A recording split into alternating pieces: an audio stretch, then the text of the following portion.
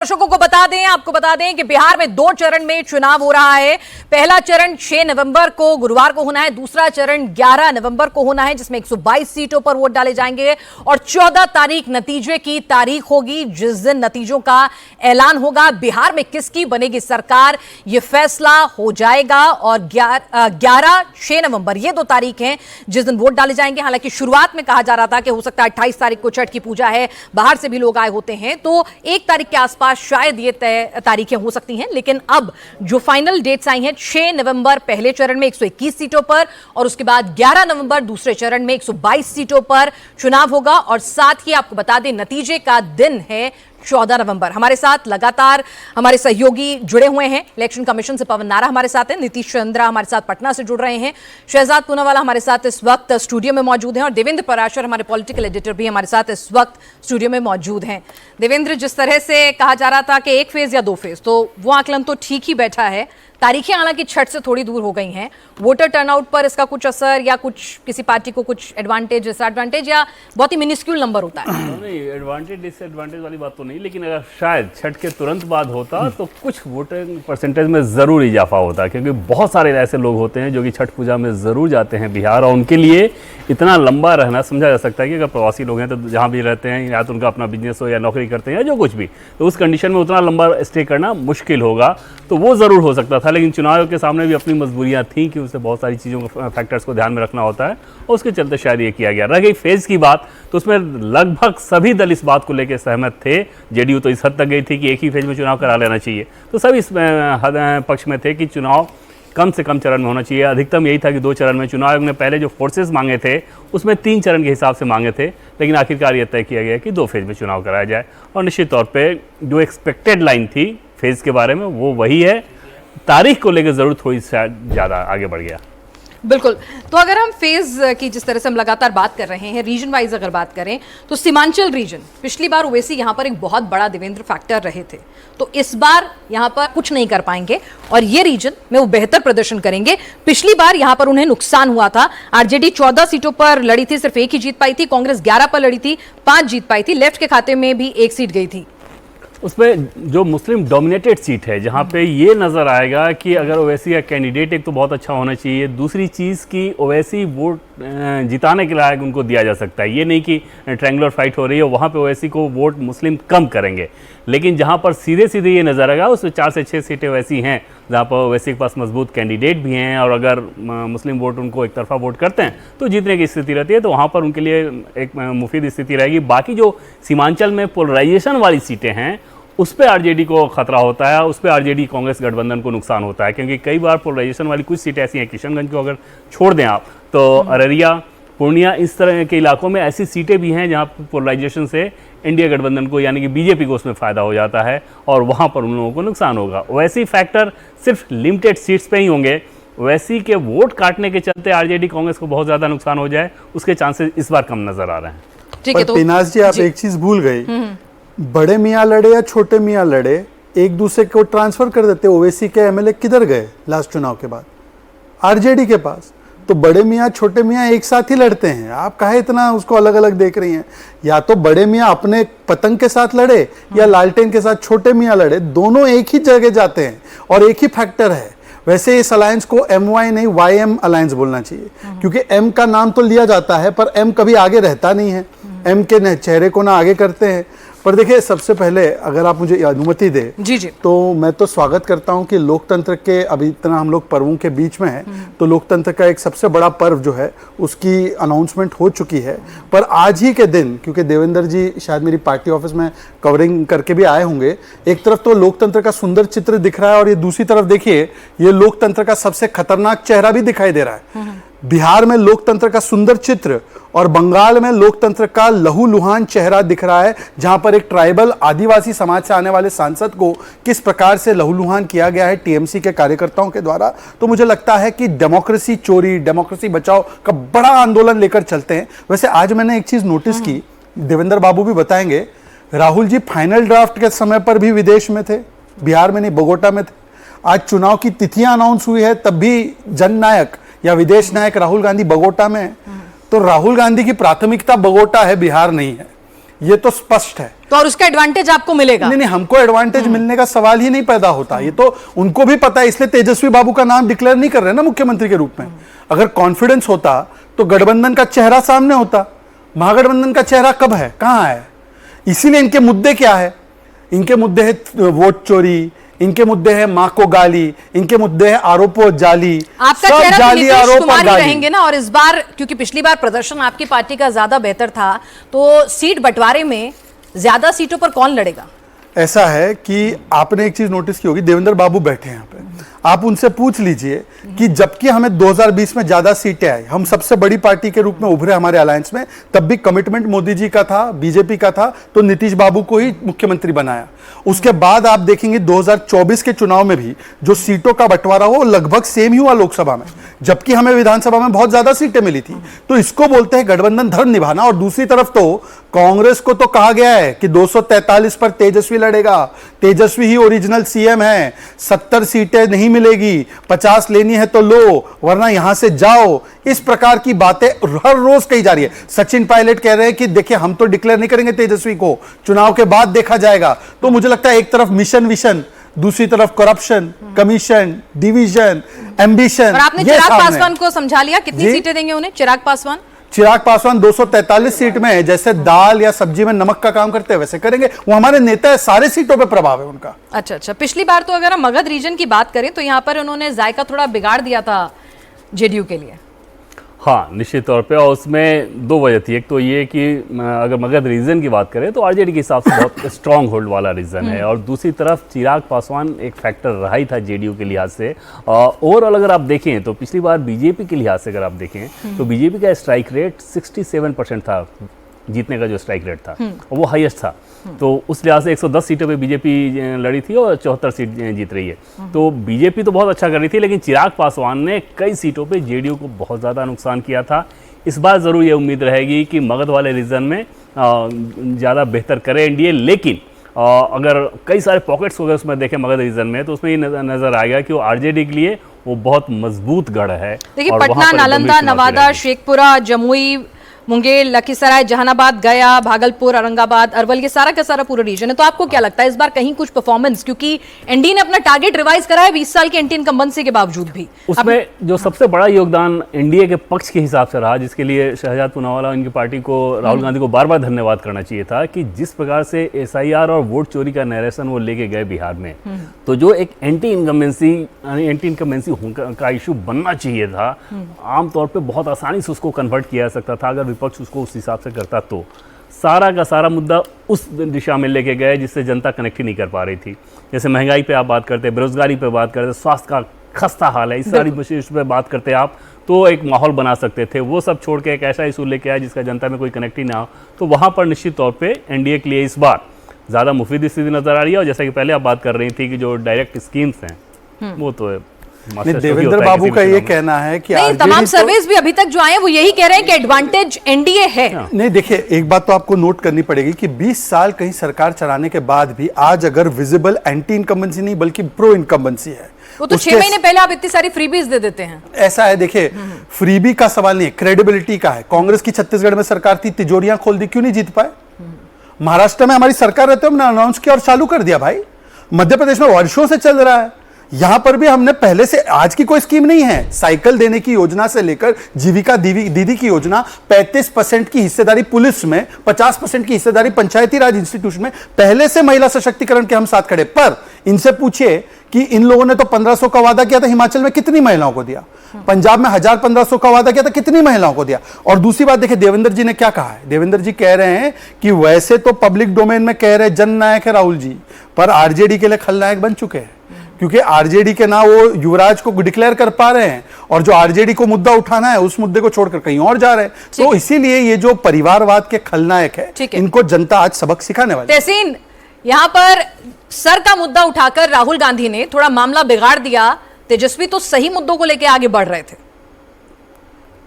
Thank you पिनाजी, finally आप मेरे पास आए। और सबसे पहले तो इलेक्शन कमीशन के आज के इस अनाउंसमेंट का हम सब मिलकर स्वागत करते हैं। इस पर्व में, लोकतंत्र के इस पर्व में एक नया सेलिब्रेशन होगा, और सेलिब्रेशन बिहार की आवाम जनता का ये होगा कि जो नीतीश कुमार जी और भाजपा की सरकार है उसको बाहर करते एक नया सरकार स्थापित होगी बिहार के अंदर। ये जो आज इनॉग्रेशन आपने देखा पटना मेट्रो का, इस चीज को आप रिकॉर्ड कीजिए, देवेंद्र जी भी इधर है, इसको आप प्ले करना चुनाव के दिन। ये आदरणीय नीतीश कुमार जी का आखिरी इनॉग्रेशन है बतौर मुख्यमंत्री। दूसरी चीज, कांग्रेस की बात हो रही थी, मैं आपके शो पे कह रहा हूं, इसको भी आप रिकॉर्ड करना, ये सारे आपके सवालों के जवाब देंगे। कांग्रेस को नीतीश कुमार जी की पार्टी से अधिक वोट मिलेंगे, कांग्रेस को उससे ज्यादा सीटें मिलेगी, नीतीश कुमार जी 20 से 30 सीटों को क्रॉस नहीं करेगी। तीसरी चीज, यहां पर बहुत बात हो रही थी भ्रष्टाचार की, जरा आपके उप मुख्यमंत्री ने किस साल में मैट्रिक पास किया, आज तो आप उस डेट को बता दीजिए किस डेट को उनको सर्टिफिकेट मिला मैट्रिक का। यहां वाकई नहीं कि हमें कंबोडिया का, यहां का, वहां का यूनिवर्सिटी पटना में आकर उनके लिए शाखा खोली, शाखा में सर्टिफिकेट मिला, मैट्रिक बता दीजिए। जो अपने एफिडेविट पे झूठ बोलते हैं वो लोग आकर बताते करप्शन की बात, वो लोग आकर कहते कि कौन सा मुद्दा सही है। ठीक उसी तरह जैसे वहां पे सर्टिफिकेट चोरी किया था, आवाम के वोट चोरी करने की कोशिश हुई थी और आदरणीय जननायक ने वो बात उठाई, और उस बात उठाने के बाद जो बिहार में एक लहर बनी, मैं देवेंद्र जी से इत्तेफाक नहीं रखता हूं, पूरा बिहार का माहौल बदल गया है और आरजेडी और कांग्रेस सरकार। सर, कौन से फैक्टर्स पे बिहार का ऐसा माहौल बदला है कि आप कह रहे हैं कि पिछली बार सबसे कमजोर कड़ी होने वाली महागठबंधन की कांग्रेस इस बार जेडीयू से भी अच्छा प्रदर्शन कर जाएगी? आपको कोई तो वजह दिख रही होंगी ना कि भाई ये फैक्टर है, ये रीजन है, आप मुझे रीजन बता दीजिए कि भाई ये रीजन है, यहां से मुझे लग रहा है मैं सबसे ज्यादा पुल कर लूंगा, सबसे ज्यादा हमारी पार्टी जो है वो जीत सकती है। नहीं, उसके पहले मैं एक चीज बताऊं, इसलिए मैं ये कह रहा हूं क्योंकि लास्ट टाइम जब 70 सीटों पे लड़ी थी, कई ऐसे सीट थे जो बीजेपी के स्ट्रॉन्ग होल्ड थे जिसपे आरजेडी भी नहीं जीती, तो कांग्रेस ने एक संगठन को खड़ा किया। आज जो संगठन को खड़े करते थोड़ा ज्यादा थोड़ी कम सीटों पर पूरे बिहार के सूबे में कांग्रेस अच्छी सीटें लाएगी, नीतीश कुमार जी से की पार्टी से अधिक सीटें लाएगी। और आपको एक चीज बोल दूं, सिर्फ यही नहीं, कांग्रेस और आरजेडी मिलकर और लेफ्ट की पार्टीज मिलकर तय करेगी कि बिहार का शासन और अगला मुख्यमंत्री कौन होगा, यानी कि तेजस्वी अभी भी नहीं होंगे। पिनाज जी, हाँ। दोनों जो विधायक है वो मिलकर तय करेगी कौन होगा। ठीक है पिनाज जी, देखिए कितनी विडंबना की बात है। तहसीन अक्सर डिबेट में आते हैं तो उन्होंने बोला था हरियाणा चुनाव से पहले कि ये आखिरी बार है, नायब सैनी इनॉग्रेशन करेंगे। नायब सैनी अब इनॉग्रेशन पे इनॉग्रेशन कर रहे हैं। फिर उन्होंने बोला महाराष्ट्र में आखिरी बार है, फडणवीस इनॉग्रेशन करेंगे, तो फडणवीस इनॉग्रेशन पे इनॉग्रेशन कर रहे हैं। इन्होंने बोला था 2019 में आखिरी बार है, मोदी जी लाल किले पे जाएंगे, उसके बाद तो बहुत बार चले गए। तो तहसीन पूनावाला को मैं शुभकामनाएं देता हूं, जब भी बोलते आखिरी बार है उसके बाद 5 साल हम लोग ही करते हैं। दूसरी बात, इन्होंने कहा कि डिप्यूटी सीएम का कहां है सर्टिफिकेट। विजय सिन्हा तो डिप्लोमा सिविल इंजीनियरिंग करके बैठे हैं, तो 10th पास के बाद ही होता है। अब 9th चौधरी पूछ रहे हैं। नहीं, उन्होंने नाम स्पेसिफाई नहीं किया, आप चाहे उनके दिन में खेल रहे हैं। देखिए देवेंद्र बाबू यही होता है ना, ये कांग्रेस आरजेडी वाले लोग अपने आप को होशियार समझते हैं। हमने तो बता दिया, अब मैं पूछना चाहता हूं कि आप बता दीजिए कि आपका सीएम का चेहरा कौन है, क्योंकि प्रधानमंत्री का चेहरा अभी घोषित हो गया। राजकुमार राजन जी जो हैं हमारे साथ, आरजेडी प्रवक्ता भी जुड़ गए हैं। राजकुमार राजन जी, महागठबंधन में तेजस्वी जी अभी भी सीएम के तौर पे स्वीकार्य चेहरा नहीं है।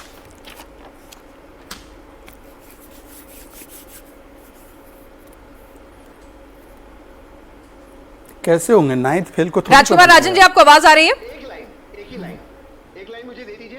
देखो आरजेडी को बोलने भी नहीं दे रहे कांग्रेस वाले। मेरी एक लाइन दे दीजिए, मेरी एक अनम्यूट कर दीजिए सर, आपने शायद म्यूट किया हुआ है। आपकी जितनी सीटें उससे ज्यादा बोल गए हैं, बोलने दो ना आरजेडी की पार्टी को। हाँ बोलिए, आवाज आ रही है? जी जी जी बोलिए। हाँ, क्या प्रश्न किया? नहीं सुनाई नहीं दिया। यहाँ बैठे हुए थे, अभी भी तेजस्वी जी को मुख्यमंत्री के तौर पर स्वीकार करने के लिए चेहरे के तौर पर खुल के नहीं बोले वो। देखिए, ये आम बिहार की जनता, 14 करोड़ जनता की आवाज है तेजस्वी जी। अच्छा, महागठबंधन के समन्वय समिति के अध्यक्ष है तेजस्वी जी। वाह, समन्वय। तो ये तो गैर वाजिब सवाल नहीं है आपका। नहीं, मेरा नहीं है, बिहार की जनता आपसे पूछ लूं। नहीं, बिहार की जनता, आम जनता के दिलों में राज करने वाले माननीय तेजस्वी जी हैं। आम संघर्षों में साथ रहते हैं, 24/7 वो जनता के साथ रहते हैं। तो आम जनता जब उनको चाहती है, आपके तमाम सर्वे में सबसे पहले नंबर पर तेजस्वी जी आ रहे हैं। ठीक कोई है। ये सवाल तो गैर वाजिब सवाल है आपका, इस सवाल अच्छा चलिए दूसरा सवाल पूछ लेती हूँ। ये अगर गैरवाजिब लग रहा है आपको, क्या ऐसा है कि तेजस्वी जो थे वो महंगाई, बेरोजगारी, स्वास्थ्य, आम लोगों के मुद्दों को लेकर चले थे, राहुल गांधी सर और वोट चोरी का मुद्दा ऐसा लेकर आए कि ट्रैक से गाड़ी उतर गई? ट्रैक से बिल्कुल गाड़ी नहीं उतरी है। यह सोचने की बात है कि बाबा साहब अम्बेडकर ने जो संविधान में मतदान का जो अधिकार दिया था वो मौलिक अधिकार था। जब उस पर हमला हुआ तो पहले हम उसको बचाने का प्रयास किया है। पूरा गठबंधन एकजुट होकर एक भी मतदाता सूची में नाम ना हटे, और जो बीजेपी और चुनाव आयोग ने मिलकर जो षड्यंत्र किया था उस षड्यंत्र का हमने पर्दाफाश किया।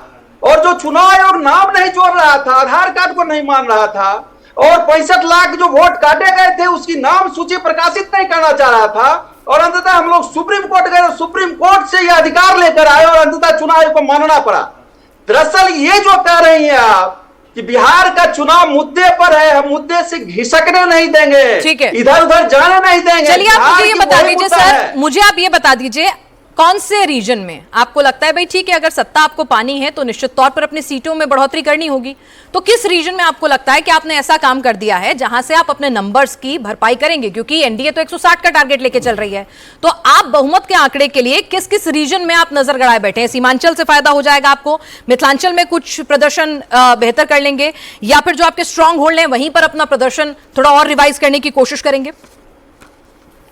देखिए, पूरे बिहार की जनता, पूरी बिहार की जो 13 करोड़ 14 करोड़ जनता है, उस जनता, अब रीजन छोड़ दीजिए, पूरी जनता 20 सालों से त्रस्त है। किसी एक मुकाम पर कोई भी काम नहीं हुआ है। आप देखिए एजुकेशन का जो ड्रॉप आउट है, जो साक्षरता दर है महिलाओं का, वह कितना स्तर नीचे है। जो प्लान है 3.5 से 4 करोड़ जनता जो है स्टेट से बाहर है, रोजगार नहीं मिल पा रहा है। आप किस क्षेत्र में, विधि व्यवस्था के हाल है कि एसीपी डीसीपी के रहते हुए वहां पे खेमका जी का मर्डर हो जाता है। आए दिन इंजीनियर के घर में नोट, जलाए हुए नोट मिलते हैं। तो सर, पर आप मुझे ये नहीं बता जा रहे कि आप मिथिलांचल में जब पिछली बार आपको 33 सीटें मिली थी, 33 सीटें जीती थी, आरजेडी की 23 सीटें थी, वहां पर एनडीए गठबंधन के खाते में लगभग 48 सीटें गई थी, वहां पर आप अपने आप को इंप्रोवाइज करेंगे, या फिर जहां बीजेपी कमजोर है, एनडीए कमजोर है, उस रीजन में आप अपने आप को इंप्रोवाइज करेंगे? सीमांचल में जहां ओवैसी फैक्टर ने अच्छा खासा डेंट किया था, वहां आप खुद को इंप्रोवाइज करेंगे? कहां इंप्रोवाइज करेंगे, कहां से लाएंगे जादुई नंबर तक पहुंचने वाली सीटें? क्या लग रहा है आपको? 20 सालों की खटारा सरकार से बिहार की आम जनता इतना परेशान है कि आप रीजन में मत मातिए, उसके क्षेत्र में मत मातिए। वो जनता, आम जनता यह जानती है कि देखिए पूरी तरह से बिहार में जो 73% बाढ़ में डूबा रहता है, क्या एक भी डैम इन्होंने बनाया? कोई योजना है? कोई नेतृत्व करने की क्षमता है? जो लगातार जो माननीय तेजस्वी जी जो अपने नेतृत्व क्षमता से जो बात बिहार की जनता को देना चाहते हैं, जो उनकी दृष्टि है, जो विजन है, उनका यह अनुकरण मात्र करते हैं। इनका अपना कोई विजन नहीं है।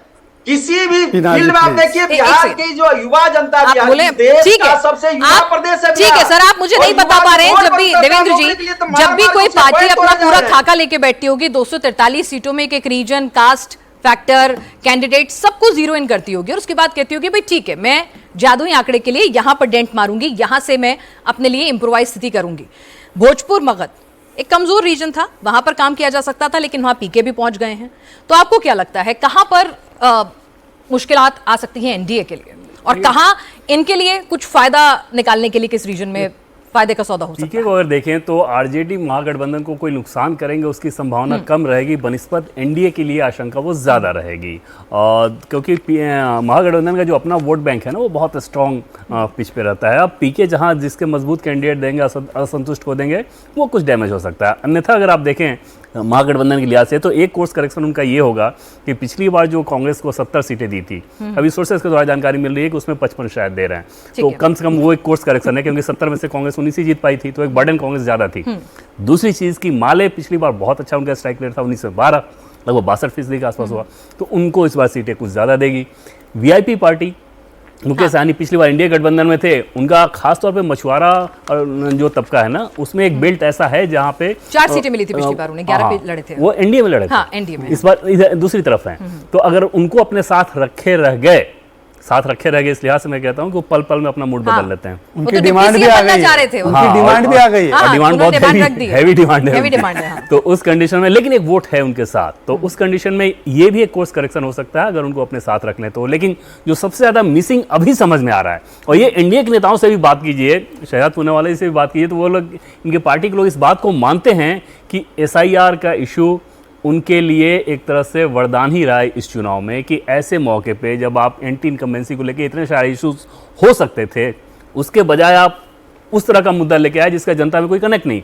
अगर आप सोचिए कि अगर इतना ही ये गड़बड़ था तो राजनीतिक दल, अपोजिशन वाले, इनको इतनी शिकायतें, आपत्तियां दर्ज करानी चाहिए थी। वहां कोई नहीं पहुंचा। हाँ। वहां आप नहीं पहुंचे, इसका मतलब वो शिकायत है नहीं, फिर खामखा आप क्रिएट करने की कोशिश कर रहे हो। तो सोशल मीडिया पे, मीडिया में इस तरह के इश्यूज बनाने से आप चुनाव नहीं जीत सकते।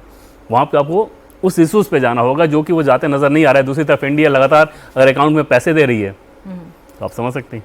पिनाज जी, अद्भुत बात है, तेजस्वी जी के विजन की अभी यहाँ पे महिमा मंडन हुआ, पर ना महागठबंधन मानने को तैयार है, ना तहसीन पूनावाला मानने को तैयार है कि भाई विजन इतना अच्छा है तो इन्हीं को बना दो। स्कूल ड्रॉप आउट रेट की बात करते हैं, मतलब हेजिटेट एक शब्द होता है आजकल सोशल मीडिया पे। अरे भाई, आपके खुद के सुपुत्र ड्रॉप आउट है। अरे हाँ, तो आप ये कैसे बोल पा रहे हैं सम्राट चौधरी के बाद? नहीं, सुनिए, ऐसा है मतलब कि हम मुझे ये समझना है कि सम्राट चौधरी के बाद ये कॉन्फिडेंस, मैं बोल रहा हूं, उन्होंने कोर्स किया हुआ है, PFC कोर्स किया हुआ है, उन्होंने उसके बारे में ब्यौरा भी दिया है और मीडिया के सामने ब्यौरा दिया है। ऐसा नहीं कि छुप छिपा कर बात कर रहे हैं। पर मुझे बात तो किसी के सर्टिफिकेट की बजाय मुझे पूरी बात बता दीजिए, पूरी बात 10 सेकंड। मैं केवल इतना पूछना चाहता हूं कि आज ये लोग जय शहाबुद्दीन अमर रहे बोल रहे कानून व्यवस्था के बारे में, चंपा विश्वनाथ वाला केस वाले बोल रहे कानून व्यवस्था के बारे में। 3% कन्विक्शन रेट था, 60% कन्विक्शन रेट है क्राइम्स में।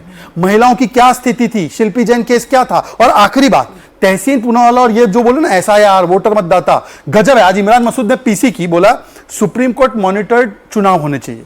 सुप्रीम कोर्ट में BLA की शिकायत नहीं डालने की, वोट गलत कटे हैं। सुप्रीम कोर्ट मॉनिटर प्रोब है तो बोलो तेलंगाना से रिजाइन करके करा दो सुप्रीम कोर्ट मॉनिटर चुनाव वहां पे।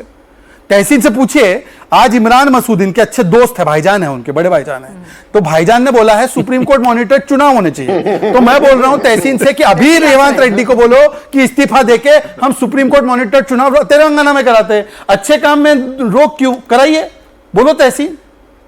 ठीक है, एक बार तहसीन में आपके पास आऊंगी, लेकिन एक बार फिर से बिहार के मुद्दे पर आ जाएं, क्योंकि आज सबकी दिलचस्पी बिहार पे ही बोला है, आज सबकी दिलचस्पी इसी बात में होगी कि भाई अब ये चुनाव कहां जा रहा है, इस चुनाव में किसको एडवांटेज है और कौन जीत रहा है, तो जीत रहा है तो आखिर कैसे जीत रहा है। बात करें भोजपुर रीजन की, तो यहां पर ईस्ट चंपारण, वेस्ट चंपारण, सिवान, गोपालगंज, सारण, भोजपुर, बक्सर, कैमूर, रोहतास, ये तमाम मिलाकर 67 सीटें हैं। यहां पर महागठबंधन को पिछली बार एडवांटेज थी, 38 सीटें गई थी और एनडीए के खाते में 28 सीटें आई थी। तो यहां पर आपको लगता है कि कुछ कोर्स करेक्शन कर पाएंगे, जबकि पीके फैक्टर इस रीजन में भी और दूसरा मगध रीजन, वहां भी धीरे धीरे उनकी यात्राओं में भी भीड़ आ रही है, और जैसा कि सर ने कहा कि वो डेंट जो है वो कहीं ना कहीं आप ही के वोट बैंक को डालेगा। सबसे पहले तो पीके का कोई फैक्टर नहीं है, और अगर वो फैक्टर है भी तो थोड़ा सा वोट काटेंगे तो इन्हीं का वोट काटेंगे। ऐसा क्यों? क्योंकि वो सब एक अनार के 100 बीमार है। आप समझ गई कौन सा अनार? वो सब एक अनार के 100 बीमार है। आप समझ गई? नहीं समझे अभी भी? एक ही अनार के पीछे सब लगे हुए हैं और कोई चीज नहीं है। वो एक बोलता है इमारत शरिया में मैं वक्फ का कानून कचरे के डिब्बे में डाल दूंगा, दूसरा कुछ और करता है, तीसरा जो है बिहार को गाली देता है, चौथा जो है मां की गाली देता है। ये सब उसी आ रहे हैं, उसी वोट बैंक को चेस करने के लिए इस प्रकार की बातें बोल रहे हैं और कुछ नहीं है। और इसीलिए आप देखिए इस बार जो विजिबली एक एंटी इनकम्बेंसी 2020 में महसूस होता था वो भी नहीं है। इस बार आप देखिए चिराग जी साथ में लड़ रहे हैं। इस बार देखें कि किस प्रकार से हमारी सारी स्कीमें जमीन पर उतरी है। इस बार देखें कि किस प्रकार से ये इनका जो सो कॉल्ड इन्होंने पीके फैक्टर को फंड किया है, सोर्स किया है, जो भी किया है वो उन्हीं के खिलाफ जा रहा है और इनका कोई चेहरा नहीं है। इसके चलते बहुत बड़ी जीत होने वाली है। और सबसे बड़ा हमारे पास है double N, Nitish and Narendra. ये नीतीश और नरेंद्र का जो डबल इंजन है यही काम करेगा। उधर वहां पे डबल इंजन नहीं है, वहां पर दो नवाबजादे हैं, दो नेपोकिड है। हमारे यहां दो ऐसे नर है, नरेंद्र और नीतीश जी, जो मिलकर कामदार की तरह काम कर रहे हैं। ये अंतर है, ये दो नेपोकिड वर्सेस दो कामदार। ठीक है, अब बताइए कामदार चुनेगी बिहार की जनता या नामदार? बिहार की जनता तो कास्ट फैक्टर में भी बहुत ज्यादा गूढ़ तरीके से विश्वास रखती है और उसी के परम्यूटेशन कॉम्बिनेशन से वोटर जो है अपने मताधिकार का प्रयोग करता हुआ नजर आता है। तो आपको लगता है कि जिन रीजन में बीजेपी कमजोर थी और वहां पीके फैक्टर भी अगर आ रहा है तो उन सबको मिलाकर बीजेपी के लिए राहत थोड़ी मुश्किल हो सकती है, जब आपके पास 20 साल की एंटी इनकम्बेंसी भी। अब इस पॉकेट की अगर बात इस करें तो पॉकेट की पिछली बात बार करें। दिक्कत इस लिहाज से हो गई थी कि हाँ। भाकपा माले खासतौर पे आरा, बक्सर, भोजपुर, हाँ। शाहबाद वाला जो एरिया है वहाँ पर ज़्यादा वो बेहतर कर रही थी और वहाँ पर इनके लिए परेशानी थी। इस बार वैसी स्थिति ना हो इसके लिए पुरजोर कोशिश की जा रही है। जैसे आपने देखा कि मान लीजिए पवन सिंह को जिस तरह से लेके आया गया उपेंद्र कुशवाहा के एतराज़ के बावजूद, तो उस और बाद में मतलब समझाया गया उनको, जाके पवन सिंह ने उनके पाँव भी छुए। तो उसके पीछे मकसद यही था कि एक एक सीट को आप ठीक तरीके से हैंडल कर सकें। जैसे सिवान, छपरा, गोपालगंज, मोतिहारी, बेतिया, इस सब पॉकेट में दिक्कत नहीं होनी थी और ये ऑलरेडी बीजेपी के लिए अच्छा स्ट्रॉन्ग होल्ड वाला एरिया है। दूसरी तरफ दिक्कत थी, उसको कोर्स करेक्शन किया जा रहा है, लेकिन वहाँ पर एक चुनौती ज़रूर रहेगी। जैसे लोकसभा चुनाव में भी आपने देखा कि वहाँ पे आरजेडी बहुत बेहतर करती नजर आ रही थी, वो एक चुनौती ज़रूर है, लेकिन कोर्स करेक्शन तो किया जा रहा है। दूसरी चीज़ ये रहेगी कि सीट जो दिया जा रहा है कैंडिडेट सिलेक्शन, वो कितना मुफीद ये लोग दे पा रहे हैं, क्योंकि अगर उसमें गड़बड़ी हुई तो ये तय मानिए कि आरजेडी के जो कैंडिडेट सिलेक्शन होगा ना वो बहुत बेहतर होगा। ओके। उसके पीछे वजह ये है कि तो लालू प्रसाद यादव एकदम खिलाड़ी हैं राजनीति के, ग्राउंड का एक एक चीज़ उनको पता रहता है। दूसरा, वहाँ डिसीजन मेकिंग में दिक्कत नहीं है, एक व्यक्ति को लेना है। बीजेपी जैसी पार्टी में क्या होता है कि इसमें कई लोग हैं, कई को सेटिस्फाई करना होता है, तो कई सीटें ऐसे भी चली जाती हैं जो जानते समझते पार्टी को भी लगेगा कि हाँ ये कमज़ोर है, लेकिन क्योंकि ये जी चाह रहे हैं तो इसके चलते देना पड़ रहा है। तो उस तरह के स्कोप इस बार कम रहेगा कि उसमें जितना कम वैसा स्कोप रखें वो बीजेपी के लिए चुनौती रहेगी इस पॉकेट में भी। नवल शर्मा जी भी हमारे साथ जुड़ गए हैं, जेडीयू के प्रवक्ता हैं। नवल जी, पिछली बार चुनाव तो आप ज्यादा सीटों पे लड़े थे लेकिन स्ट्राइक रेट आपका कमजोर रहा था, तो इस बार आपको क्या लगता है? अब तो हनुमान जो हैं वो साथ ही आ गए हैं, तो उनकी भी शक्ति मिलेगी, डेंट नहीं करेंगे, तो इस बार कुछ बेहतर प्रदर्शन होगा? देखिए, पिछले बार भी हमारा प्रदर्शन बेहतर ही था। अच्छा। लेकिन पिछले बार के प्रसंग को लेकर कई सारी बातें कही जा चुकी हैं। अब इतिहास के पुराने पन्ने खोलने का कोई फायदा नहीं। ठीक है। हमारे लिए महत्वपूर्ण यह है कि हमारे पास एक ऐसा चेहरा है जिसकी मिसाल बिहार में दूसरी नहीं है। नीतीश कुमार जी के चेहरे की इंटीग्रिटी और नीतीश कुमार जी के व्यक्तित्व की ईमानदारी। ठीक है नीतीश कुमार सर, शायद कुछ टेक्निकल दिक्कत यहाँ पर आ रही है, मैं आपके पास दोबारा से लौटूंगी। अगर हम रीजन वाइज जो बात कर रहे हैं, आपको लगता है जहां पर पूरा सीमांचल का रीजन है, जहां पर ओवैसी एक फैक्टर बन के उभरे थे, लेकिन अब वक्फ आ गया है, उसके बाद सर का पूरा एक परसेप्शन बनाने की, खासतौर से एक पर्टिकुलर रीजन में और पर्टिकुलर धर्म के लोगों के बीच में क्रिएट करने की कोशिश की गई, तो यहाँ पर मुस्लिम वोट बैंक एकजुट होगा और कुछ एडवांटेज हो सकती है महागठबंधन को? हाँ बिल्कुल, उसमें कुछ पॉकेट्स में जैसे किशनगंज वगैरह इसकी बात मैंने की, लेकिन वो पूरी तरह से पोलराइजेशन का चुनाव होगा दोनों तरफ से। ओके। चाहे पूर्णिया की बात कर लें, अररिया की बात कर लें, कटिहार की सीटों की बात कर लें, तो ये सब पोलराइजेशन का, किशनगंज में जो पोलराइजेशन होता है वो सीधे सीधे महागठबंधन के पक्ष में एक तरफा रहेगा, क्योंकि कई सीटें ऐसी हैं जहाँ लगभग 65-70% तक मुस्लिम वोटर्स हैं, समझ सकते हैं कि हमारी रिजल्ट क्या होगा। लेकिन बाकी जगह पे हैं, जैसे कटिहार की कई सीटें हैं, पूर्णिया की कई सीटें हैं, अररिया की कई सीटें, वहाँ पे पोलराइजेशन जब होता है तो दोनों तरफ से होता है, इसलिए उस पॉकेट में बीजेपी पोलराइजेशन वाली पॉलिटिक्स पे जाएगी और वहाँ पर उसी के सहारे उनको जीत की उम्मीद रहेगी। अगर वहाँ पे उस एरिया में पोलराइजेशन ना हो तो फिर वहाँ पर बीजेपी को क्योंकि पिछली बार 24 सीटों में आपको बता दें आरजेडी 14 पे लड़ी थी, सिर्फ एक ही सीट जीत पाई थी, कांग्रेस 11 पे लड़ी थी और 5 सीटें निकाल पाई थी, लेफ्ट ने भी एक सीट अपने खाते में की थी, और एनडीए का अगर देखें तो उस हिसाब से प्रदर्शन ठीक ठाक रहा था, जिसमें बहुत बड़ा क्रेडिट जो है वो और फैक्टर्स को भी जा रहा था। हाँ, लेकिन इस बार जैसा कि मैंने कहा आपको कि किशनगंज के अलावा बाकी सारी सीटों पे आप देखेंगे जो 6 जिले आते हैं उसमें सिर्फ पोलराइजेशन के सहारे वहाँ पे बैंक करना होगा इंडिया को, और बीजेपी इस बात को समझती है। जेडीयू थोड़ा जेडीयू को थोड़ा साइलेंटली देखना होता है, क्योंकि अब इतने के बाद जेडीयू पहले ये ज़रूर उम्मीद करती थी कि हाँ उसे खासतौर पर मुसलमानों में पसमानदा वोट उसे मिल जाता है, इतने के बाद अब उसकी तो संभावना, मतलब मुझे नहीं लगता कोई राजनीतिक विश्लेषक ये मानता होगा, या जेडीयू के लोग भी सीरियसली इस बात को मानते होंगे कि मुस्लिम वोट अभी भी उनको देते हैं। खास तौर पे नरेंद्र मोदी और नीतीश कुमार की जैसी केमिस्ट्री दिख रही है, जो इक्वेशन दिख रहा है, पहले भी वो साथ थे लेकिन साथ होने के बावजूद एक मैसेज वो देते रहे थे कि हाँ बहुत सारे इशूज़ पे डिफरेंसेज हैं, अब तो एकदम से लगता है कि हाँ सेम पेज पर ही हैं, कई बार कैसी तस्वीरें दिख गई, तो वहाँ के बाद मुझे नहीं लगता है कि जेडीयू के लोग भी उसको लेकर बहुत ज़्यादा उम्मीद कर रहे हैं। जेडीयू की असली जो ताकत है वो तो ये कि नीतीश कुमार जी के बाकी सारी चीज़ों को लेकर जो सवाल खड़े नीतीश कुमार जी का वो वोट बैंक है जिस तरफ भी बैठ जाते हैं उसमें कोई दो राय नहीं कि आज भी नीतीश कुमार बेहद पॉपुलर नेता हैं, और ईबीसी में अगर आप जाएं तो उनके एक तरह से आप कहें कि सबसे बड़े नेता में से हैं बिहार के नेताओं में। ऊपर आप चाहे जो कहें कि ऐसे भावभंगी में है, ये दिक्कत हो, ये हेल्थ के इश्यूज हो रहे हैं, लेकिन इन सारे इश्यूज के चलते उनका वोटर उनको खलनायक मानने लगे, इसके कोई संकेत नज़र नहीं आते। पर पिनाज जी, एक परसेप्शन बहुत गलत पेश किया जा रहा है। अभी एनालिसिस कई अखबारों ने किया था कि जिस जिले में कितने वोट कटे हैं ये एसआईआर एक्टिविटी में, और 10 डिस्ट्रिक्ट जो प्रमुखता से जहां पे वोट कम हुए हैं, उन 10 डिस्ट्रिक्ट्स में ज्यादातर सीटें एनडीए की है। तो हमने क्या अपने वोट कटवाए क्या? और इनको तो मांग थी 89 लाख वोट कटे फिर 45 लाख वोट, 47 लाख वोट। इनकी कांग्रेस की मांग थी 89 लाख वोट। और देखिए, हमारा वोट बैंक बहुत स्पष्ट है। महिला सशक्तिकरण का वोट बैंक हमारा है, ईमानदारी का वोट बैंक हमारा है, सुशासन का वोट बैंक हमारा है। और ये दोनों, ये SIM, सिम, हम सिम के जमाने में है, हम लालटेन के जमाने में नहीं, हम सिम के जमाने में हैं। और इसीलिए सुशासन, इंटेग्रिटी और महिला ये हमारे साथ है। और तहसीन पूनावाला बताए, अभी भी मैं उनको मौका दे रहा हूं, तेजस्वी जी को स्वीकार रहे हो क्या? जब वो तेजस्वी जी को नहीं स्वीकार रहे एज ए चेहरा, तो फिर बिहार की जनता क्यों स्वीकारेगी? बताओ आप।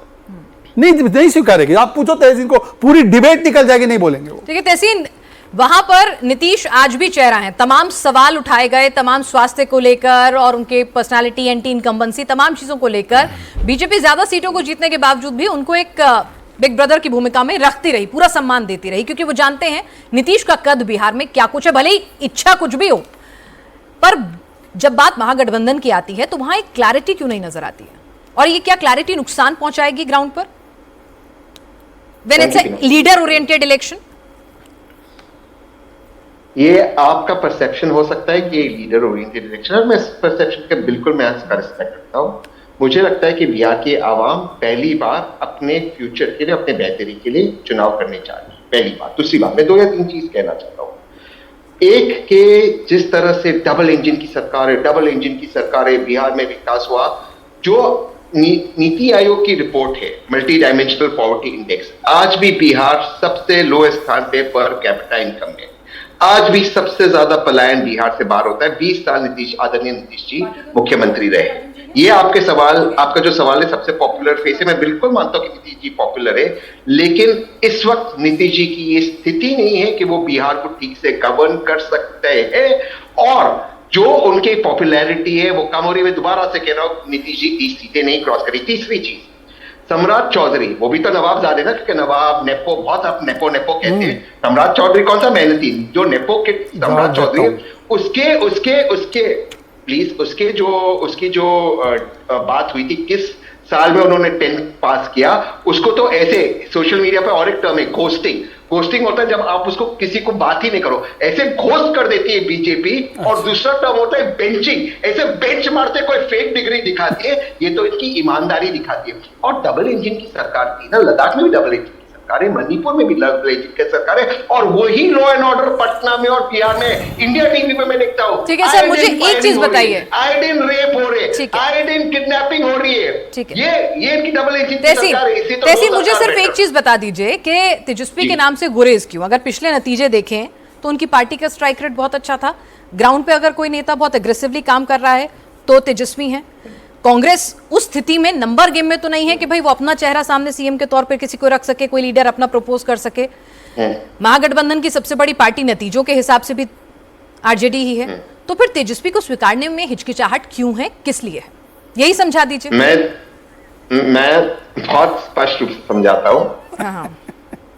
जो भी विधायक जीत के आएंगे, और मैं मानता हूं कि आरजेडी सबसे बड़े दल के। ठीक है, एक सेकंड रुकिएगा, जरा तेजस्वी कुछ कह रहे हैं, जरा उन्हें सुन लेते हैं, फिर आपका रिएक्शन भी ले लेती हूँ। नवंबर का जो तारीख होगा, यानी बिहार के लोग बदलाव चाहते हैं। बिहार के लोग जो हैं इस बार महागठबंधन की सरकार चाहते हैं। जो 20 साल से इन लोगों ने अपराध, भ्रष्टाचार, अफसरशाही, तानाशाही, घोटालेबाजी, जिस हिसाब से इन लोगों ने बिहार की सरकार ने जो दिया है, बिहार के लोग जो है त्रस्त हो चुके हैं, परेशान हो चुके हैं। और मुख्यमंत्री अचेत अवस्था में। अब बिहार को मुख्यमंत्री गिड़गिड़ाने वाला नहीं चाहिए, जो शेर की तरह दहराए, उस वैसा जो है सीएम जो है बिहार के लोगों को चाहिए, जो बिहार के अधिकार, हक और बिहार के लोगों के साथ इंसाफ कर सके। ऐसा मुख्यमंत्री बिहार को चाहिए। और इस बार सब लोग चाह रहे हैं कि महागठबंधन की सरकार बने, और महागठबंधन की सरकार बनेगी, और हम सब मिल कर के बिहार के साथ लोगों के साथ सरकार बनाएंगे। और जब तेजस्वी मुख्यमंत्री बनेगा तो कोई बिहार में ऐसा घर नहीं होगा जहां बेरोजगार हमारे भाई बहनें रहेंगे। तेजस्वी आएगा तो हर एक के हाथ नौकरी और रोजगार दिलाने का काम करेगा, और आने वाला जो बदलाव होगा, बिहार बेरोजगारी को जड़ से ख़त्म करने का काम होगा। ये उत्सव जो है अब आज से शुरू हो गया है, और ये 14 नवंबर के रिजल्ट में ये आएगा, और बिहार के लोग इस बार तेजस्वी के साथ हर एक बिहारी सीएम होगा। सीएम यानी चेंज मेकर बनेगा। ये हम सब लोग मिलकर के एक सुनहरा, बेहतर, विकसित बिहार बनाने का काम करेंगे। एक अंतिम सवाल, जिस तरीके से नीतीश जी आज एक के बाद एक कई योजनाओं को अगर देखा जाए एक सप्ताह से उद्घाटन कर रहे देखिए, वो करने दीजिए उनको, वो अचेत अवस्था में है। उनकी हरकतों और उनके चीज़ों को हम लोगों ने देखा है। अब वो बिहार चलाने के योग्य नहीं रहेंगे। जो तेजस्वी ने कहा वही ये निकम्मी सरकार जो है, नकलची सरकार जो है, वही चीज़ कर रही है। अपना कोई विजन इन लोगों ने नहीं बताया। बिहार के लोग कह रहे हैं मोदी जी फैक्ट्री लगवाएंगे गुजरात में और विक्ट्री चाहिए बिहार में, ये हरगिज़ नहीं होगा। तो तेजस्वी की सरकार आ रही है इस बार? इस बार महागठबंधन की सरकार बनेगी और हर एक बिहारी सीएम होगा, यानी चेंज मेकर होगा। तहसीन, आप भले ही हिचकिचा रहे हों, लेकिन तेजस्वी तो साफ बोल रहे हैं, तेजस्वी सीएम बनेगा, बिहार में बदलाव आएगा। वो उनका अधिकार है बोलना। मैं दोबारा से कह रहा हूं, इंडिया टीवी पे कह रहा हूं, बिल्कुल मेरी बातों को सुन। जो विधायक आएंगे, कांग्रेस के जो विधायक आएंगे, वो लेफ्ट के विधायकों के साथ अपना मुख्यमंत्री चुनेंगे। अगर आदरणीय तेजस्वी जी आरजेडी के प्रत्याशी है तो आरजेडी उनका नाम आगे रखेगी। और जो बाबा साहेब आंबेडकर का संविधान कहता है कि विधायक ही चुनते कौन मुख्यमंत्री बनेगा, एमपी चुनते कौन प्रधानमंत्री बनेगा, उसी प्रकार से, संवैधानिक प्रकार से जो महागठबंधन की इंडिया अलायंस की सरकार बनेगी, वो अपना मुख्यमंत्री चुनेगी। मुझे समझ में नहीं, इसमें कंफ्यूजन का है। कोई कंफ्यूजन नहीं, ओनली कॉन्स्टिट्यूशन। तेजस्वी जी बड़ा दिल दिखा के राहुल मतलब गांधी को तेजस्वी प्रधानमंत्री जी कह सकते हैं। संवैधानिक प्रक्रिया का पालन नहीं कर रहे हैं। ठीक है। उनके पिताजी वैसे आंबेडकर जी की तस्वीर को पैरों तले रखते हैं और बेटा जी नहीं फॉलो कर रहे। तहसीन पुनावाला कह रहे, पर तहसीन पुनावाला सीएम तो इन दोनों में है, दो सीएम है यहाँ पे, कॉन मैन। एक राहुल गांधी नेशनल लेवल के कॉन मैन और एक स्टेट के कॉन मैन, और दोनों मिलके कौन कर रहे हैं। इनसे पूछे सिर्फ इतना, गिड़गिड़ाने की बात की ना, आरजेडी वाले एक बात बताइए भैया, डीएमके वालों के सामने गिड़गिड़ा है जब वो राजकुमार राजन जी हैं आरजेडी से। हाँ तो सॉरी, हाँ तो उनसे ही पूछ रहा हूं। ये आरजेडी वाले स्टालिन साहब के सामने दरी बिछा रहे थे, जिन्होंने कहा कि टॉयलेट क्लीनर होते हैं, जिन्होंने बिहार को बीडी कहा केरला कांग्रेस के। एक बार जरा बोलिए, गलत बोला? ठीक है, मैं आपको रोकना चाहूंगी, मैं आऊंगी सर आपके पास, लेकिन बिहार के डिप्टी सीएम विजय सिन्हा ने तेजस्वी यादव पर पलटवार किया है। विजय सिन्हा ने दावा किया है कि बिहार में दोबारा कभी जंगल राज की वापसी नहीं होने वाली है। आइए सुनते हैं एक्सक्लूसिव बातचीत नीतीश चंद्रा के साथ। चुनाव की घोषणा हो चुकी है, 2 चरणों में चुनाव है और छठ पर्व के ठीक बाद चुनाव है। कैसा है ये? देखिए, मैं तो पहले ये लोक आस्था के महापर्व में, उसके बाद लोकतंत्र का महापर्व का अवसर मिल रहा है। ये पहली बार लोगों के मन के अंदर लोक आस्था की, छठ पूजा की उस पवित्रता के सकारात्मक ऊर्जा, लोकतंत्र में पारदर्शिता के साथ पूरी सकारात्मकता के साथ लोग भागीदारी करेंगे। और निश्चित तौर पर ये लोकतंत्र के चुनाव, ये जननी, चुनाव का जननी बनेगा। ये देश को नजीर पेश करेगा। देश के अंदर एक नया वातावरण, एक माहौल, 17 नवाचारों के साथ चुनाव आयोग ने बिहार में जो शुरुआत कर रहे हैं, वो देश के लिए एक नजीर होगा। क्या आप लोग की उम्मीदें हैं? चूंकि अब सीधे चुनाव के मैदान में जाना है, तो आपको क्या लग रहा है कि इस बार क्या फिर से जनता एनडीए को मौका देगी, आप लोगों को मौका देगी? निश्चित तौर पर बिहार की जनता सम्मान चाहती है, विकास चाहती है। जो बिहारी को गाली बनाया, जिन लोगों ने बिहारियों को पलायन के लिए विवश किया, बिहार को बर्बाद किया, जिन लोगों ने बिहार के वातावरण को दूषित किया, अपहरण, नरसंहार, ये वातावरण से बिहार मुक्त हुआ है। बिहार आपस लौटना नहीं चाहता। हर बिहारी सम्मान से जीना चाहता है।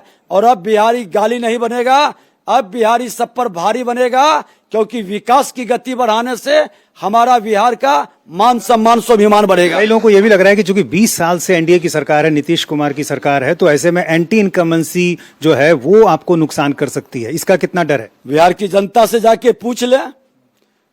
बिहार के लोकसभा में भी अपना ताकत दिखाया है।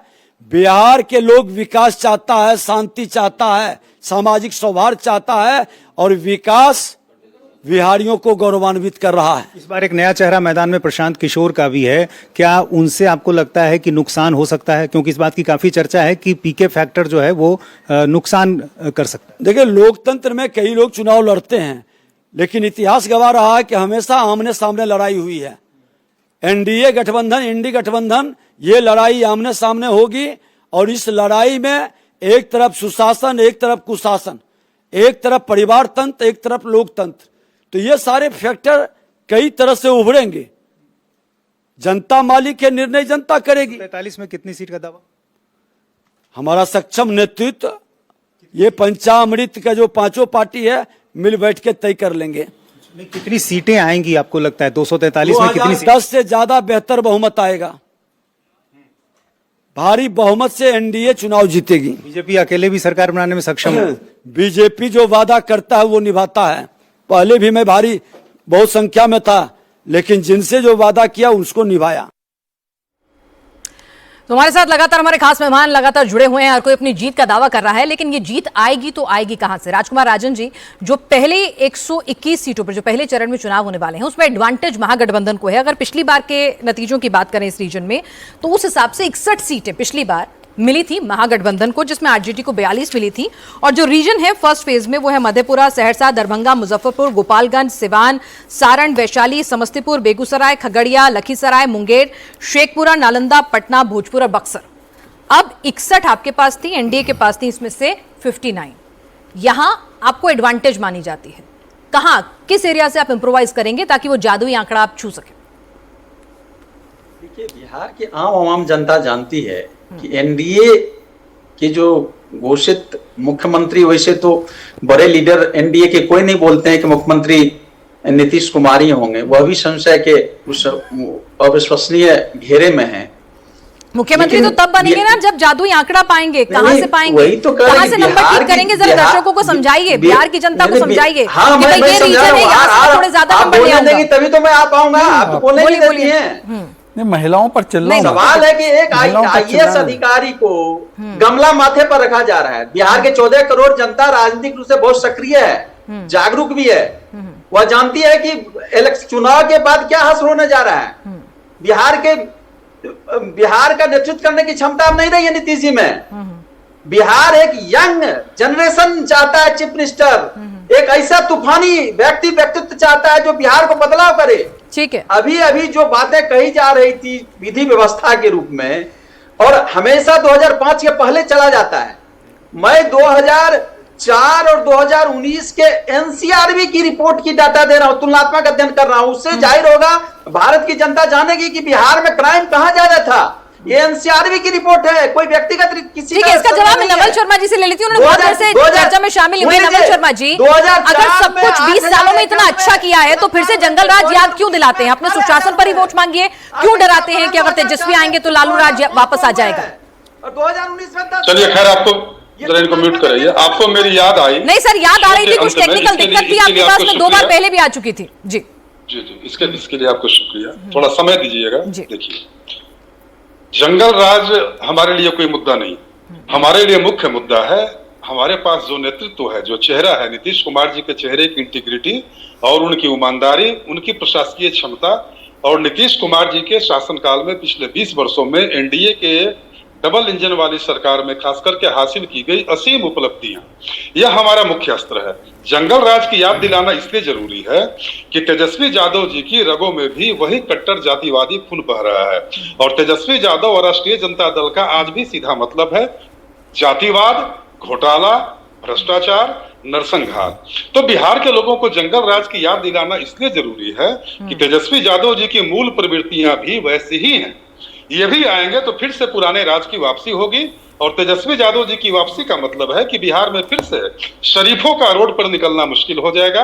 और बिहार नीतीश कुमार जी 2005 में बिहार को जहां से निकाल कर लाए हैं, जितना उसके लिए मशक्कत करना पड़ा है, फिर बिहार उसी पुराने दौर में लौट आएगा। क्योंकि तेजस्वी यादव जी की शिक्षा दीक्षा, अभी तेजस्वी यादव जी का आपने बाइट सुनाया, मुश्किल से 6-7 लाइन बोले हो। शेर को दहाड़ना, शेर दहाड़ेगा, शेर दहाड़ने में उन्होंने शब्दों का जो उच्चारण किया पूरे बिहार के लोग सुन रहे थे। तो तेजस्वी यादव जी की शिक्षा, सर, मुख्यमंत्री योजनाओं पे या शब्दों के उच्चारण के हिसाब से या फिर नेता जो उस हिसाब से जज होगा कि वो कैसी हिंदी बोल रहा है, कैसा उच्चारण कर रहा है? नहीं, मैं सुन रहे, आप पहले मेरी पूरी बात सुन। तो फिर क्या बिहार की जनता को एक 9वीं फेल व्यक्ति पसंद होगा? बिहार की जनता किसी ऐसे व्यक्ति को पसंद करेगी, जिस पर 420 का आरोप हो, जो IRCTC घोटाला में 4 सीटें हो। मैं आपके पास आऊंगी। जरा बिहार सरकार में मंत्री और जेडीयू के सीनियर लीडर अशोक चौधरी ने दावा किया है कि बिहार में इस बार चुनाव जाति से ऊपर उठकर विकास के नाम पर होगा। वहीं अशोक चौधरी ने पीके फैक्टर को भी सिरे से खारिज करते हुए कहा कि उनमें कितना दम है वो रिजल्ट खुद ब खुद बता देगा। आयोग ने घोषणा कर दी तारीखों की। आप लोग एक चरण में मांग कर रहे थे, लेकिन आयोग ने 2 चरण में फैसला लिया है, क्या कहेंगे? नहीं, अच्छा है। 2 चरण, 1 चरण हमारा था, बाकी लोगों ने 2 चरण के लिए भी कहा था। तो पॉलिटिकल पार्टियों की राय मशवरे के बाद ही करता है ना। इलेक्शन कमीशन तो सबकी राय जानने के बाद और कैसे वो डिप्लॉयमेंट कर पाएगा पुलिस फोर्स का, तो वो सब करने के बाद। छठ पर्व के ठीक बाद चुनाव है, तो ये भी बेहतर है कि बहुत सारे लोग जो दूसरे राज्यों में रहते हैं पर्व के मौके पर आते हैं, तो ऐसे लोगों को वोट डालने का मौका मिलेगा। बिल्कुल अच्छी बात है, it's good decision. Election commission का डिसीजन अच्छा है। ऐसे लोग किसको वोट करें? तो जनता के दरबार में क्लेम तो अब तो जनता के बीच में जाना है। हम तो उम्मीद यही करते हैं, जिस तरह से हम लोगों ने काम किया है, जनता को हम विकास पर वोट करना चाहिए और इस बार विकास पर वोट होगा, जात पात टूट करके। कई लोगों को लग रहा है कि नीतीश कुमार 20 साल से हैं, एंटी इनकम्बेंसी है। कोई एंटी इनकम्बेंसी नीतीश कुमार का एंटी इनकम्बेंसी कहीं नहीं है। बहुत सारी जो योजनाएं आप लोगों ने शुरू की है, कि आपको लगता है कि उसका फायदा होगा? नहीं, वो तो पार्ट है ना, डेवलपमेंट का पार्ट है। हमको कैसा बिहार मिला था, हम कहाँ तक पहुँचाए और हम कहाँ ले जाना चाह रहे हैं, तो वो है ना। अच्छा, एक पीके फैक्टर की चर्चा है कि नुकसान पहुंचाएंगे। कहा जा रहा है कि ये ज्यादा नुकसान जो है वो एनडीए को होगा, तो क्या ये आपके लिए मुश्किलें खड़ी कर सकते? नहीं, ये तो डिपेंड करता है जब रिजल्ट आएगा तब। तो इस बार आपको क्या ऐसी चीजें लग रही हैं जिससे आपको लगता है कि सरकार बन जाएगी? हम डेवलपमेंट पर हैं, हमारा टोटल प्लान डेवलपमेंट। और पिछली बार आपके साथ जो नए साथी नहीं थे, जैसे उपेंद्र कुशवाहा इस बार आपके साथ हैं, चिराग ने जो नुकसान पहुंचाया था वो आपके लोकसभा में तो सब साथ थे ना, 5 साथ थे, लोकसभा में फिर साथ हैं। कितनी सीटें लग रही हैं? हमको लगता है कि हम लोगों का टारगेट है, हम लोग उसको क्रॉस करेंगे। तेजस्वी यादव कह रहे हैं कि बदलाव होकर रहेगा। ठीक है, एक्चुअली ओपोजिशन में how can he say that कि नीतीश जी सरकार बना रहे हैं, यू कांट एक्सपेक्ट ना। अशोक चौधरी, सम्राट चौधरी, यहाँ भी एक अलग ही कहानी है, लेकिन बहरहाल वो कह रहे हैं कि अभी उन्हें पीके फैक्टर तो नजर नहीं आ रहा है। लेकिन हम अपने पॉलिटिकल एडिटर देवेंद्र पराशर से एक बात करना चाहेंगे कि सर, पिछली बार अगर हम बात करें 500 के मार्जिन वाली 7 सीटें थी, फिर 1000 से 2000 वाली उसमें भी थी, फिर 2000 से 5000 वाली, एक अच्छी खासी तादाद बहुत ही क्लोज फाइट सीटों की थी। अब जब यहाँ पर पीके फैक्टर भी आ गया है, ओवैसी भी मैदान में उतरे हुए हैं और चिराग पासवान फिर से एनडीए में चले गए हैं, वीआईपी इधर आ गए हैं, तो इस सब के बाद आपको क्या लगता है कि ये मार्जिन्स जो हैं फिर से खेल बिगाड़ने का काम करेंगे या बहुत क्लियर कट पिक्चर आएगी? पिछले इलेक्शन को देखें तो तकरीबन 162-63 ऐसी सीटें थी 243 में से जिन पे हार जीत का फासला 5000 से कम था, और 243 में से 223 तो ऐसी थी कि 10,000 से कम। 10,000 और 5,000 से कम का मतलब है कि उसका आधा, मतलब 5,000 में से अगर 2,500 एक वोट किसी दूसरे को चला जाए तो जो जीता था वो हार जाएगा। तो वो क्लोज फाइट इलेक्शन थी। लेकिन इस बार उस तरह की चीज़ें नज़र नहीं आ रही। उसके पीछे 2-3 वजह है। पहली बात तो ये कि तेजस्वी यादव पिछले चुनाव में ज़्यादा चमकदार नज़र आ रहे थे, ज़्यादा मेहनत उनको लेके करंट ज़्यादा नज़र आ रहा था। दूसरी चीज़ जो एनडीए के लिए नुकसानदायक थी, न सिर्फ चिराग पासवान बल्कि बीजेपी के कई लोग कई सारे पॉकेट्स में जेडीयू के खिलाफ काम कर रहे थे लोकल लेवल पर। वो जो नाराज़गी थी और एक और सी थी कि हमारा नंबर 1 होना चाहिए। वो सारे फैक्टर्स ऐसे थे जिसके चलते चुनाव बहुत क्लोज हो गया था। इस बार का चुनाव वैसा क्लोज होता नज़र नहीं आ रहा है, लेकिन अगर वैसा हो गया या वैसा हो जाए तो फिर पीके किस सीट पे किसका खेल बिगाड़ेंगे वो आकलन करना ही मुश्किल है, लेकिन वो तस्वीर नजर नहीं आ रही है। वो एकदम से समझ में आ रहा है कि ये चुनाव अब क्लियर थोड़ी पिक्चर ज्यादा है, क्लियर पिक्चर नजर आएगा। चलिए, आप सभी लोग हमारे साथ इस चर्चा में शामिल हुए। बिहार में चुनाव की तारीखों का ऐलान हो गया है। 2 चरणों में चुनाव होने हैं और 14 तारीख वो तारीख है जिस दिन जनता का फैसला आप सबके सामने होगा कि